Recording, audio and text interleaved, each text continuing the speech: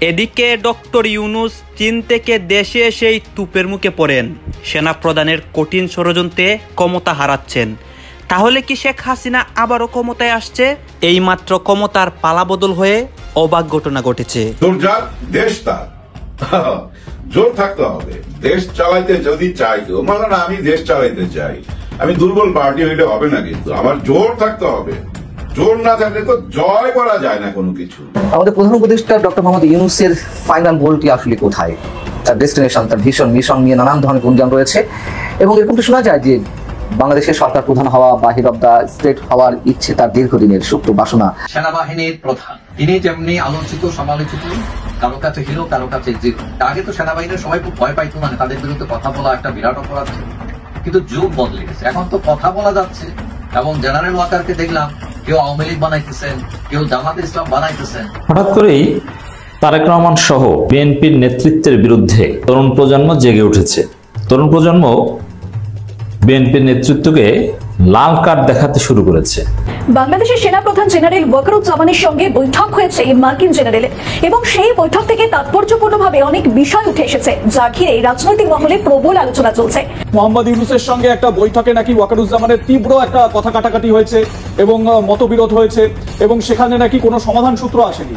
তারপরে ওয়াকারুজ্জামান যখন এই কথা বলছেন যে না কোনো অভ্যুত্থান নয়, কোনো কিছু নয়, এই কথাটা বলতে হবে কেন? Because you are a political manipulator, because you are আপনি ম্যানিপুলেটর, আপনি তো ব্রিগেডের উপর হতে পারেন, আপনার হার্ট অ্যাটাক। একদমই তাই, রাইট। আপনি প্রাইম মিনিস্টার শেখ হাসিনা বাজে থাকার সময় আপনি ফোন করে বিএনপি কে, জামাতকে আপনি কথা বললেন, রাইট? আপনি তো একটা ট্রেটার, আপনি একটা গভীরে। এইভাবেই একে একে সবাই কেঁপে যাচ্ছে ডক্টর ইউনূসের বিরুদ্ধে। দর্শক শ্রোতা, ডক্টর ইউনূস চীন থেকে বাংলাদেশে আসেন এবং বাংলাদেশে আসার পরই তার সাথে ভয়ঙ্কর কিছু ঘটনা ঘটে। আপনারা সবাই জানেন, গত কিছুদিন ধরে সেনাপ্রধানকে নিয়ে অনেক আলোচনা হচ্ছে, অনেক সমালোচনা হচ্ছে। অনেকে সরাসরি বলতেছে যে তারা সেনাপ্রধানকে চায় না। ইতিমধ্যে আমরা কি দেখতে পাচ্ছি, সেনাপ্রধান কিন্তু বিশাল একটি ঘটনা ঘটিয়ে দিয়েছেন এবং দেশের মধ্যে খুবই ভয়ঙ্কর অবস্থা হয়ে যায়। এইসব বিষয় নিয়ে আপনাদের জন্য কিছু ইম্পর্টেন্ট নিউজ রেডি করেছি, সেইগুলোই আপনাদেরকে এইখানে এক এক করে ধারাবাহিকলি দেখাবো। আসুন দর্শক, আমরা আর কথা না বাড়িয়ে ভিডিওর মূল আলোচনায় চলে যাই। মোহাম্মদ ইউনূসের সঙ্গে একটা বৈঠকে নাকি ওয়াকারুজ্জামানের তীব্র একটা কথা কাটাকাটি হয়েছে এবং মতবিরোধ হয়েছে এবং সেখানে নাকি কোনো সমাধান সূত্র আসেনি। তারপরে ওয়াকারুজ্জামান যখন এই কথা বলছেন যে না কোনো অভ্যুত্থান নয়, কোনো কিচ্ছু নয়, এই কথাটা বলতে হবে কেন? Very good question again. আপনি দেখুন হাসনাতের এক স্যান্ডেল দেখুন না, হাসনাত 11 তারিখে আপনি নিজের সেনা ভবনের একটা ইজ্জত সম্মান আপনি হারিয়ে দুজন লোককে আপনি নিজের বাড়িতে ডাকলেন কেন? Because you are a political manipulator, because you are আপনি ম্যানিপুলেটর, আপনি তো ব্রিগেডের উপর হতে পারেন, আপনার হার্ট অ্যাটাক। একদমই তাই, রাইট। আপনি প্রাইম মিনিস্টার শেখ হাসিনা বাজে থাকার সময় আপনি ফোন করে বিএনপি কে, জামাতকে আপনি কথা বললেন, রাইট? আপনি তো একটা ট্রেটার, আপনি এটা গভীরে ওর মধ্যে তো বলা হচ্ছে কি উনি তো মানছিলেন না, ওয়াকারুজ্জামান মানছিলেন না প্রফেসর ইউনূসের সম্বন্ধে।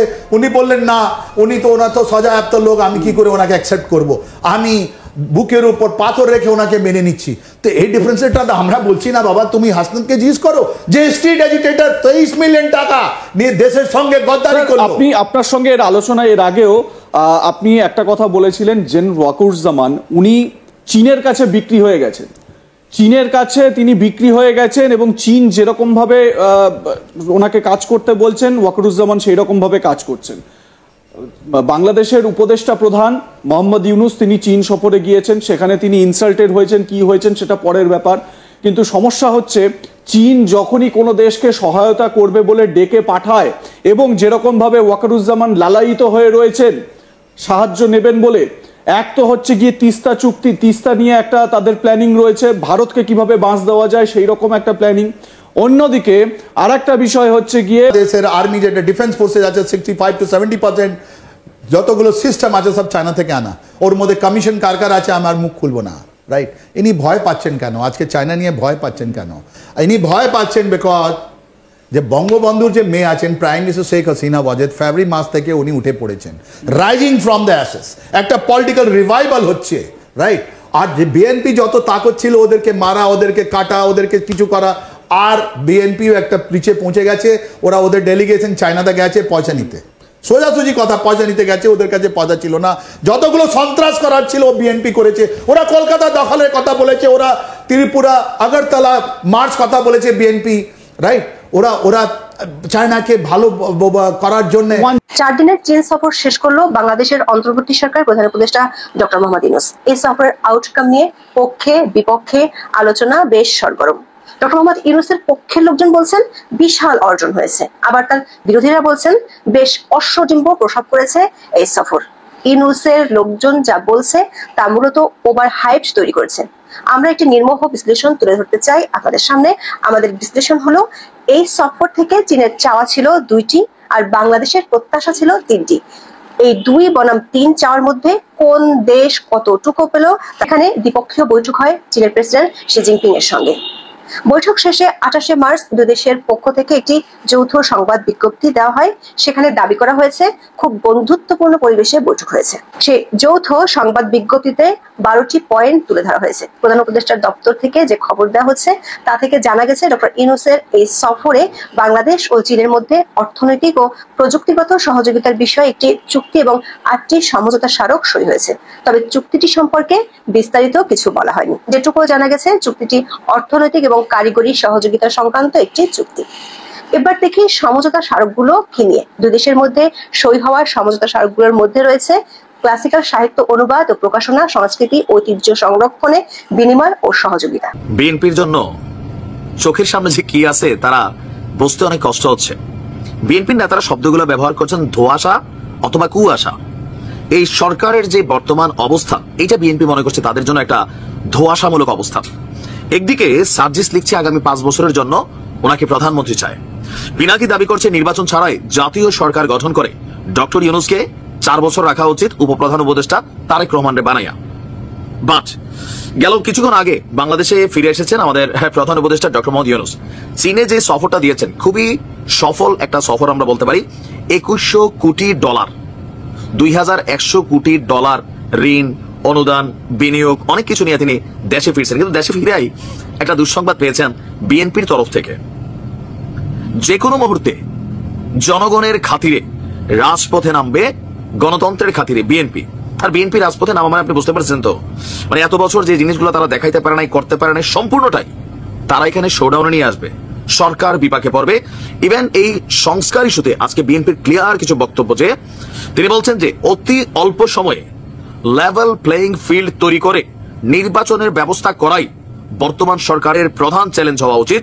জনগণ নির্বাচিত সরকার চায়, যেখানে প্রতিনিধিরা জনগণের কাছে দায়বদ্ধ থাকবে। কারণ সকল সংগ্রাম হয়েছে একটি অবাধ এবং সুষ্ঠু নির্বাচনের জন্য। কিন্তু জাতীয় নাগরিক পার্টি বলছে এই অভ্যুত্থান শুধুমাত্র একটা নির্বাচনের জন্য হয় নাই, সংস্কারের জন্য হয়েছে। বিএনপির বক্তব্য, জনগণ অনির্দিষ্টকালের জন্য এই সংস্কার তারা এই মুহূর্তে চাচ্ছে না। একদিকে যখন মির্জা ফখরুল ইসলাম তিনি এমন বক্তব্য দিচ্ছেন, অপরদিকে আমরা দেখছি যে বিএনপির আরেক নেতা জনাব রিজভী সাহেব তিনি আবার খুব কঠিন এক বক্তব্য দিয়েছেন যে নির্বাচন নিয়ে লুকোচুরি খেলা হচ্ছে। আর নির্বাচন নিয়ে সরকারের যে টাইম ফ্রেমটা, এটাও কিছুটা লুকোচুরি করা হচ্ছে, বা এটাতে বিএনপি ক্লিয়ার না। এখন এই কথাটা কেন আসছে? গেল কয়েকদিন আগে ইন্টারন্যাশনাল ক্রাইসিস গ্রুপের কাছে আমাদের প্রধান উপদেষ্টা বলছিলেন যে ডিসেম্বর অথবা মার্চ। আবার গেল 2-4 দিনের মধ্যে খবর চলে আসলো ডিসেম্বর অথবা জুন। এখন বিএনপি নিশ্চিত হতে চায় ডিসেম্বর নাকি জুন। প্রধান উপদেষ্টার কথার উপর তারা আস্থা রাখতে পারতেছে না। ইভেন উপদেষ্টা পরিষদের যে সকল সদস্যরা বিভিন্ন জায়গায় বক্তব্য দিচ্ছেন, তাদের কথাতেও বিএনপি পড়ছে অস্বস্তিতে। এর মাঝখানে হঠাৎ করে ডক্টর ইউনূসকে প্রধানমন্ত্রী চাওয়া, জাতীয় সরকার বানাইয়া প্রধান উপদেষ্টা হিসেবে আরো 3-4 বছর রাখা। আর যারা এই কথাগুলা বলছে তারা চেটু মেটু কোনো প্লেয়ার না, তারা চাইলে অনেক কিছুই করতে পারে। গত 7 মাসে এটা প্রমাণিত হয়ে গেছে। সো বিএনপি এই জায়গাতে কনসার্ন যে কোনো মূল্যে নির্বাচন করতে হবে। আর কখন কোন চিন্তা ভাবনা, ফন্দি ফিকির অথবা কোন পরিকল্পনা এই সরকার এস্টাবলিশ করে, এটা নিয়ে বিএনপি সবচেয়ে ভয় পাচ্ছে। কেন? নির্বাচন পিছাই যাবে। এখন আদৌ কি আসলে নির্বাচন ডিসেম্বরে হবে? আমার মনে হয় হবে না। তাহলে পরবর্তী স্টেপ জুন, সেইটাও এখন শঙ্কার বিষয়। কারণ পিনাকিদা তিনি খুব স্পষ্টভাবে কিছু বক্তব্য দিয়েছেন, যেগুলোকে আমি মনে করি সরকারের সাথে একটা কানেক্টিভিটি ওনারও আছে। সার্জিস হাসনাত তারাও একটা টিম পিনাকিদার সাথেই। সো মাঠের মধ্যে একটা অবস্থান তৈরি করা, সরকারের মধ্যে একটা অবস্থান তৈরি করা হইলেও হইতে পারে। যার কারণে বিএনপি এখন এই ধরনের গরম গরম বক্তব্য দিচ্ছেন। ডক্টর মোহাম্মদ ইউনূস এই লম্বা একটা সফল সফর শেষে দেশে আইসা যখন এই ধরনের কথাবার্তা শুনছেন, নিশ্চয় ওনার কিছুটা মন খারাপ হচ্ছে। জোর যার মুল্লুক তার, জোর যার দেশ তার। জোর থাকতে হবে। দেশ চালাইতে যদি চাই কেউ, মানে না আমি দেশ চালাইতে চাই, আমি দুর্বল পার্টি হইলে হবে না, কিন্তু আমার জোর থাকতে হবে। জোর না থাকলে তো জয় করা যায় না কোনো কিছু, জোর লাগে ভাই। সেটা হইতে পারে বুদ্ধির জোর, আবার দল বল নিয়ে যে জোরটা, সেই দল বলের একটা জোর লাগবে। হ্যাঁ, রাজনীতি করতে হইলে ভদ্রলোক রাজনীতি করে বাইরে হয়ে যাইব না, পারবে না, অসম্ভব, অসম্ভব। কইতে পারেন কি তার মানে কি ভদ্রলোকের জন্য রাজনীতি না? হ্যাঁ, ভদ্রলোকের জন্যই রাজনীতি, কিন্তু কেমন ভদ্রলোক হইতে হবে জানেন?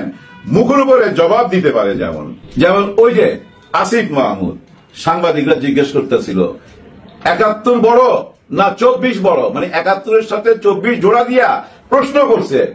তো এটা কোনো প্রশ্ন হইল? করে আইডা চইলা গেছে। এখন এটা অনেকে বলা শুরু করছে, ওই যে কিছু এরা নাকি রাজনীতিবিদ। আমি মাথায় ঢুকে না, এরা কিভাবে রাজনীতিবিদ হইতে পারে, এরা কিভাবে রাজনীতি করতে পারে, এরা তো কিছু জানেই না। ওরা বলতেছে এটা বেয়াদবি। আরে কিসের বেয়াদবি? এই ধরনের প্রশ্ন কইরাই তো বিতর্ক সৃষ্টি করা হয়। ৭১-এর জায়গায় তো ৭১, ২৪-এর সাথে সেটা মিলাবেন কেন? মাঝখানে ১৬ বছরে কি ঘটছে এটা কি ভুলে গেলেন? এটা ভুলে গেছেন না। সবচেয়ে মজার ব্যাপার কি জানেন? আমাদের দেশের রাজনীতি কেমন, মানে বিশেষ করে আমি এই বিএনপির রাজনীতি বলবো। ওনারা ১৫-১৬ বছর সুযোগ পাইলেন। তো কিসের সুযোগ? সময়ের। সময় একটা সুযোগ, কিন্তু বিরাট সুযোগ। সময় তো দিছে ওনাকে, সময় দিছে। ১৬ বছর যত কিছু অত্যাচার হোক না কেন, দল গুছাইতে পারত তো, দলের ভিতরে নিয়ম শৃঙ্খলা ফিরে আনতে পারত তো। দল হইতে হবে কেমন জানেন? মিলিটারির মতো, হ্যাঁ আর্মির মতো।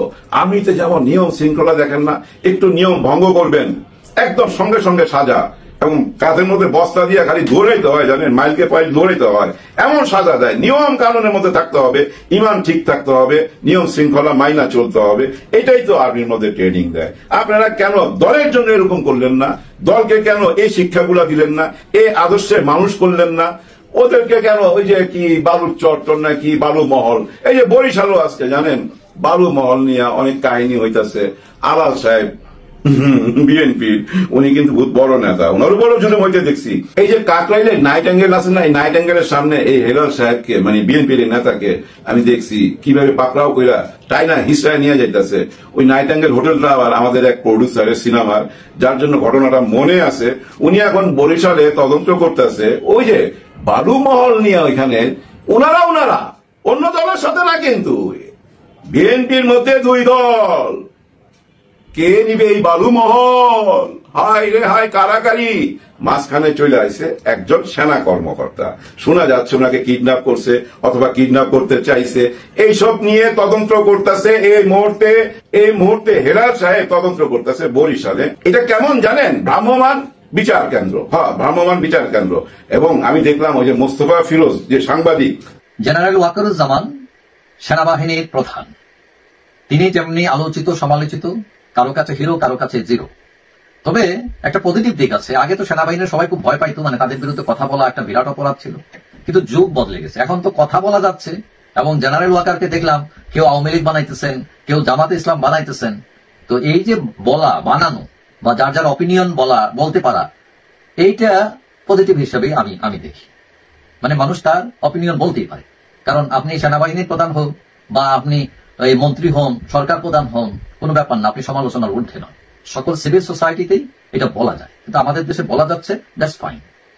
এখন শেখ হাসিনা সরকারের পতনের পর কেউ কেউ মনে করেন, বিশেষ করে আওয়ামী লীগের লোকেরা, যে এটার জন্য সেনাবাহিনী দায়ী। সেনাবাহিনী প্রধান ছিলেন জেনারেল ওয়াকার, শেখ হাসিনার আত্মীয়। তিনি তার বাহিনী দিয়ে শেখ হাসিনা সরকারকে টিকিয়ে রাখতে পারতেন যদি চাইতেন। কিন্তু যেটা বোঝা যাচ্ছে যে তিনি শেখ হাসিনা বা রাজনৈতিক বিশ্লেষণ না করে তিনি তার বাহিনীর মতামতকেই প্রাধান্য দিয়েছেন। এখন ওয়াকার 5 আগস্ট, তার নামে অভিযোগ যে 5 আগস্টে তিনি সবার আগে খবর নিয়েছেন জামাতের আমির ডক্টর শফিকুর রহমান কোথায় আছেন, তাদের সাথে কথাবার্তা বলার জন্য তিনি উদ্বিগ্ন ছিলেন। এখন এইদিকে আবার কয়েকদিন আগে সেনাবাহিনী আওয়ামী লীগকে পূর্ণবাসনের প্রস্তাব দিয়েছে হাসনাত আব্দুল্লাহ ওদের কাছে, শিরিন শারমিন, সাবের হোসেন চৌধুরী, এদের নেতৃত্বে নতুন আওয়ামী লীগ। এখন তাতে বোঝা যাচ্ছে তিনি আওয়ামী লীগ বিরোধী নন। তিনি শেখ হাসিনা বা শেখ পরিবারের বিরোধিতা করতে পারেন, কিন্তু আওয়ামী লীগকে আবার দাঁড়া করানোর চেষ্টাও একটা আছে। আমরা এখানে দেখতে পাচ্ছি অনেকেই অনেক কথা বলতেছে, অনেকে স্পষ্ট করে অনেক বক্তব্য দিচ্ছে বাংলাদেশের বিভিন্ন রাজনৈতিক প্রেক্ষাপট নিয়ে।